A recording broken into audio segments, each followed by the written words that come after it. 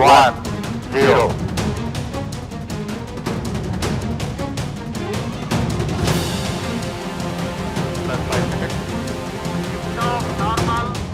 That's a marvelous victory for PSLV C-60 Space mission on the go.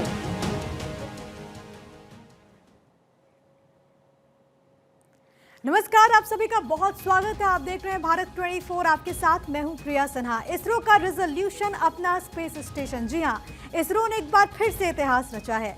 Space docking experiment यानी कि SpaceX satellite की सफल launching कर सफलता का नया स्क्रिप्ट लिख दिया है। इस तरह भारत अंतरिक्ष की दुनिया में एक और गौरवशाली उड़ान पर निकल पड़ा। स्वदेशी तरीके से विकसित इस डॉकिंग तकनीक के जरिए इसरो 2 स्पेसक्राफ्ट को आपस में जोड़ने के मिशन में जुट गया। इस मिशन की कामयाबी के साथ ही भारत रूस, अमेरिका, चीन की बराबरी कर लेगा। सोमवार रात 10 बजते ही भारतीय अंतरिक्ष कार्यक्रम के इतिहास में उस वक्त एक और सफल अध्याय जुड़ गया जब श्रीहरिकोटा के सतीश धवन अंतरिक्ष केंद्र से PSLV C-60 के जरिए स्पेसएक्स मिशन को अंजाम दिया गया। अंतरिक्ष की दुनिया में अपने बूते डॉकिंग अनडॉकिंग की तकनीक को अंजाम देने में सिर्फ रूस, अमेरिका और चीन को ही ये महारत हासिल है। अब भारत भी इस दौड़ में शामिल हो गया और इतिहास रचने के हम बेहद करीब हैं। अब इसके बारे में आपको बताते हैं कि आखिरकार ये जो इसरो का मिशन स्पेसएक्स है वो है क्या। तो स्पेसएक्स सैटेलाइट यानी कि स्पेस डॉकिंग एक्सपेरिमेंट, ये डॉकिंग तकनीक से आपस में जुड़ेंगे 2 स्पेसक्राफ्ट। PSLV C-60 के जरिए स्पेसएक्स मिशन को अंजाम दिया गया।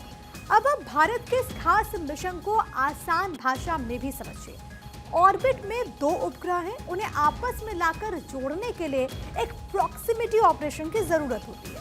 सिग्नल के पास जाकर उसे कैच कराना होता है और उसको रीडिजाइन करना होता है। जैसे सुनीता विलियम्स धरती से अंतरिक्ष क्रू लाइनर में गई और स्पेस स्टेशन में उन्होंने प्रवेश किया, ऐसे ही भारत को शील्ड यूनिट बनाना है और इसके लिए डॉकिंग की जरूरत है। आसान भाषा में समझे तो एक पेन का आप एग्जाम्पल ले सकते हैं। जैसे कि कैप को पेन में फिट कर देना डॉकिंग है। अंतरिक्ष में यह बेहद जटिल काम होता है, कई अंतरिक्ष अभियानों के लिए ये जरूरी भी है। अब इसके फायदे क्या होंगे ये भी तो आपके जहन में होगा ना, तो इसको भी आपको ग्राफिक्स की मदद से हम जरा समझा देते हैं। देखिए, डॉकिंग और अनडॉकिंग जो टेक्नोलॉजी है वो भारत के चंद्रयान 4 मिशन में काम आएगी, जो कि चांद से सैंपल रिटर्न मिशन है, जिसके बाद भारतीय अंतरिक्ष स्टेशन बनेगा।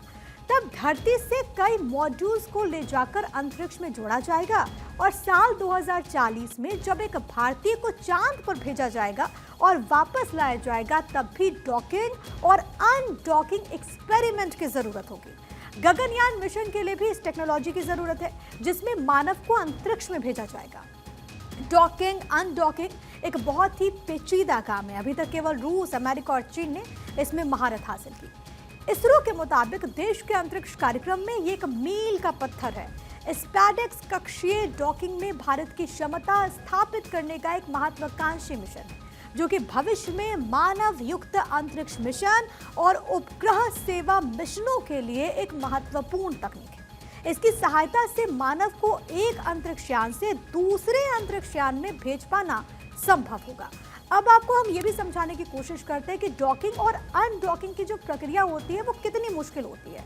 देखिए, सैटेलाइट अंतरिक्ष में बहुत तेजी से चलता है, 7.8 किलोमीटर प्रति सेकंड की रफ्तार से चलता है।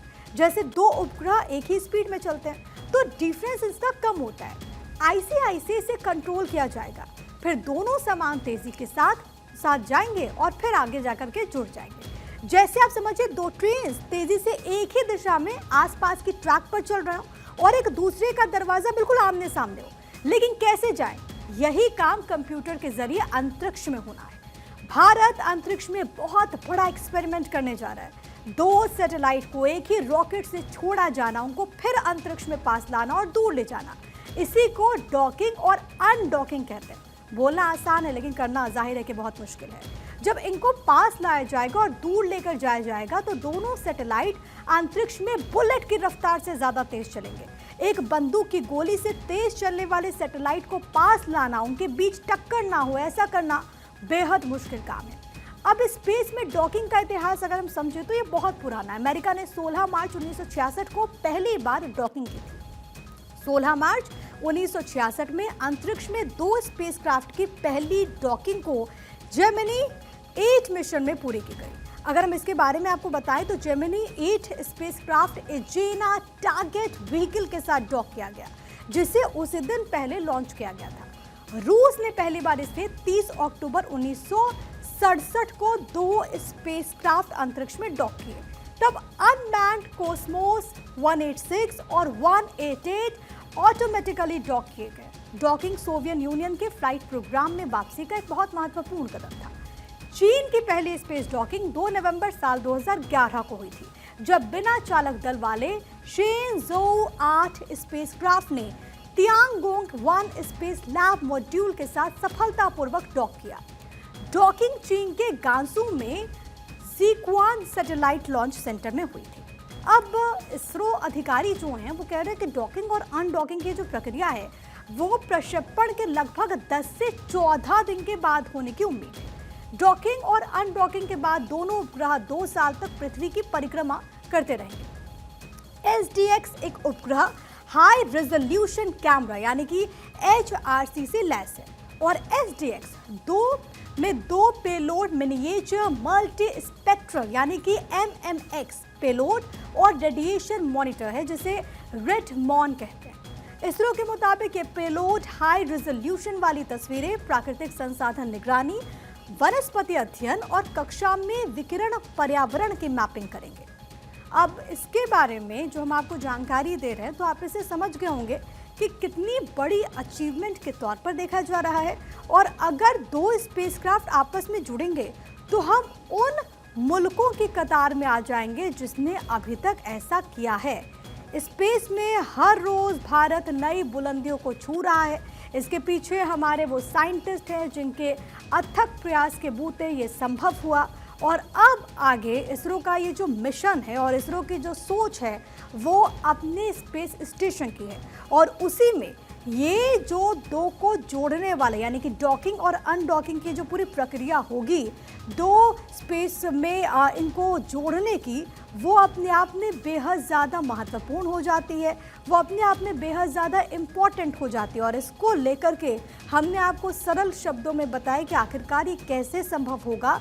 जब 2 स्पेस में क्राफ्ट्स जुड़ेंगे उस वक्त बहुत चुनौतियां रहेगी। आप आसान भाषा में समझ रहे हैं तो आपको लगेगा कि उतना भी कठिन नहीं है, लेकिन सोचिए कि जब इतनी ऊंचाई पर, इतनी एल्टीट्यूड पर और इस तेज़ी के साथ जब 2 यान आपस में जुड़ेंगे तो उस वक्त कितनी चुनौतीपूर्ण हालात होंगे। लेकिन क्योंकि हमारे वैज्ञानिक जो हैं वो पूरी तरीके से इसको लेकर के तैयार हैं और बहुत जल्द गुड न्यूज़ आने की संभावना भी है। दुनिया के 4 बड़े सफल देशों की कतार में भारत, और इससे पहले अलग अलग देशों का जो अनुभव रहा है, अलग अलग देशों ने जब इसकी शुरुआत की उसके बारे में भी हमने आपको बताया।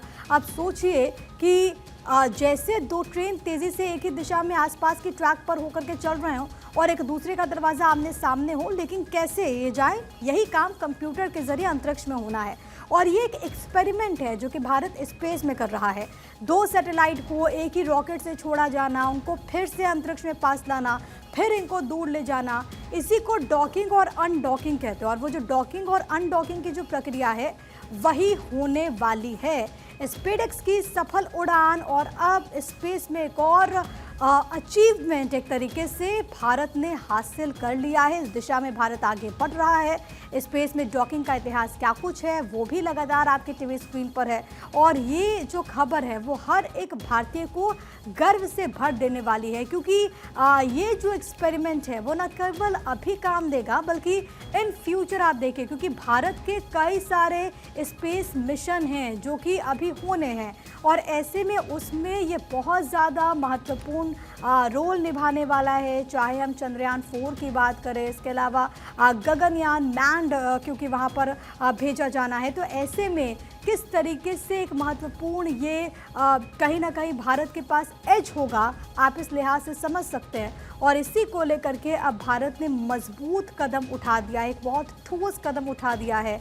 और ऐसे में आपके टीवी स्क्रीन पर एक तरीके से हम आपको बता रहे हैं कि डॉकिंग का इतिहास अभी तक किस तरीके का रहा है। चीन ने, रशिया ने, अमेरिका जैसे बड़े जो मुल्क हैं उन्होंने इसकी शुरुआत की थी। सबसे पहले अमेरिका ने, उसके बाद रूस ने। हालांकि चीन को थोड़ा वक्त लगा, 2 नवंबर 2011 में चीन ने ये किया। लेकिन उसके बाद अगर हम बात करें तो भारत वो चौथा मुल्क होगा जो कि इस तरीके का एक्सपेरिमेंट करने में सफल हो। और ऐसे में हम आपको उसके बारे में लगातार बता रहे हैं, स्पेस में डॉकिंग और अनडॉकिंग।